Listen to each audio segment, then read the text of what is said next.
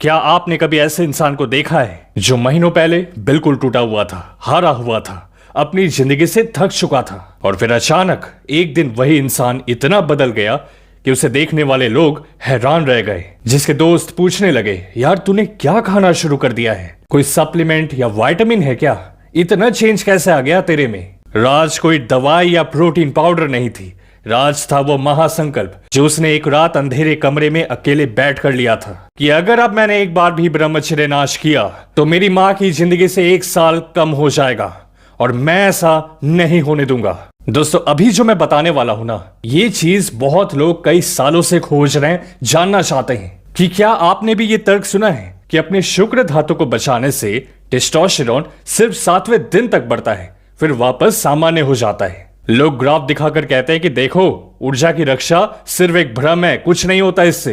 लेकिन रुकिए, यह अध्ययन 2 बहुत बड़ी बातों को नजरअंदाज करता है। मान लीजिए 2 लोगों का टेस्टोस्टेरोन लेवल बिल्कुल एक जैसा है, दोनों के शरीर में 800 नैनोग्राम पर डेसीलीटर टेस्टोस्टेरोन है। पहले व्यक्ति की डोपामिन प्रणाली लगातार उत्तेजना के कारण सुस्त पड़ चुकी है, जबकि दूसरा व्यक्ति 2 हफ्तों से ब्रह्मचर्य का पालन कर रहा है। बाहर से तो दोनों के आंकड़े एक जैसे दिखते हैं, लेकिन भीतर से बहुत बड़ा अंतर है। टेस्टोस्टेरोन अकेले काम नहीं करता, उसे डोपामिन की जरूरत होती है।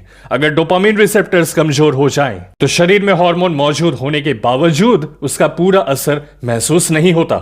जैसे गाड़ी में पेट्रोल तो हो, लेकिन चिंगारी ही ना मिले। आपके ब्लड टेस्ट में 800 नैनोग्राम टेस्टोस्टेरोन दिख सकता है, लेकिन यदि मस्तिष्क उस संकेत पर सही प्रतिक्रिया ही ना दे तो वो संख्या लगभग बेकार है। दूसरी तरफ जब रिसेप्टर संवेदनशील और सक्रिय होते हैं तो वही 800 नैनोग्राम टेस्टोस्टेरोन आपके शरीर और मस्तिष्क पर कहीं अधिक प्रभाव डालता है। इसके साथ एक और चीज बढ़ती है, प्रोलैक्टिन, जिसका एक काम शरीर को शांत करना है। प्रोलैक्टिन बढ़े और डोपामिन घटे तो ऊर्जा, प्रेरणा और उत्साह स्वाभाविक रूप से कम होने लगते हैं। अब सबसे जरूरी बात, अधिक टेस्टोस्टेरोन का मतलब सिर्फ रिपोर्ट में बड़ा नंबर नहीं है, बल्कि व्यवहार में बदलाव है। जब डोपामिन और टेस्टोस्टेरोन सही तरह से काम करते हैं तो आप अधिक आत्मविश्वासी बनते हैं। आप वर्कआउट शुरू करते हैं, नए अवसरों का सामना करते हैं, अपने काम पर ध्यान देते हैं और छोटी छोटी जीत हासिल करने लगते हैं। हर जीत आत्मविश्वास बढ़ाती है और आत्मविश्वास आगे और बेहतर कार्यों की ओर ले जाता है। ऊर्जा की रक्षा